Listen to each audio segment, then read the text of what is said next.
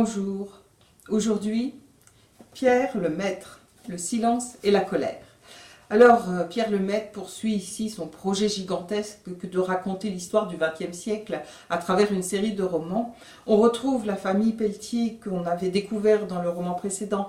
Si vous ne l'avez pas lu, c'est pas dramatique, tout est fait pour que vous vous plongiez dans l'histoire, mais c'est aussi assez savoureux de poursuivre le destin des personnages. Ici, le grand intérêt du roman, il se situe dans les années 50 et il vous dépeint l'amorce des 30 Glorieuses. C'est vraiment un roman historique. À travers trois dimensions, trois thèmes, on a tout d'abord la construction d'un barrage. Un barrage, pour cela, on va inonder un village, on va faire partir les gens. C'est évidemment extrêmement douloureux, assez conflictuel et violent. Et là, on a le début de la défiguration de nos paysages, le début des excès du bétonnage, ça peut être l'agriculture, là il a pris un barrage, mais tous ces excès au nom du progrès qui ont été faits et qui finalement amènent à des aberrations aujourd'hui et à de graves problématiques. Et là, on a le début de quelque chose qui va se poursuivre tout au long des 30 Glorieuses. On a aussi les débuts de la grande distribution à travers un personnage qui a pourtant une figure de loser dans le roman et qui a une idée.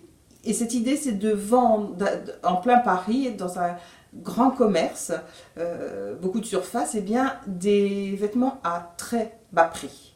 Alors évidemment, tout le monde se moque de lui, c'est aberrant, sauf que, eh bien, le lecteur que nous sommes sait très bien qu'il a eu l'excellente idée, puisque tout ça va donner naissance à la grande distribution. Et puis, il y a aussi l'émancipation de la femme. Alors, on en est au tout début, on a un personnage qui s'appelle Hélène et qui fait son entrée dans le monde du journalisme. Elle parvient à s'imposer très difficilement, mais elle y parvient dans un grand titre national inspiré de France Soir. Et c'est elle qui va couvrir tout ce qui se passe autour du barrage. Elle porte aussi un enfant, puisqu'elle est enceinte au début du roman et elle va tout faire pour avorter.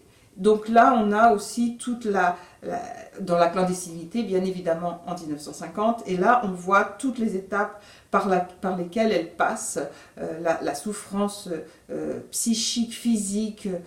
Enfin, c'est un parcours c'est un petit enfer qu'elle vit. Et c'est vraiment formidable que ce soit un homme qui écrive ça, parce que dans une grossesse, l'homme est bien sûr impliqué, mais il peut s'en laver les mains.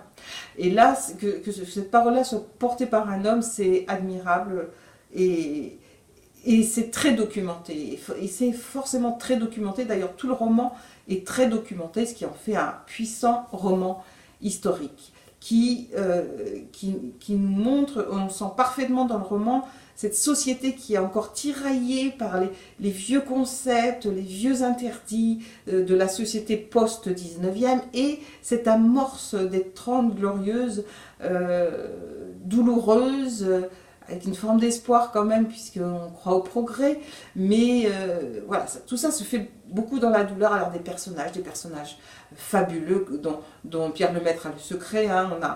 On a ceux qui sont antipathiques au départ, puis deviennent touchants parce qu'ils vous révèlent leur humanité, et puis il y a les terribles, les affreux, les cocasses, et tout ça, des personnages hauts en couleur qui donnent beaucoup de chair et de saveur au roman. Excellent roman.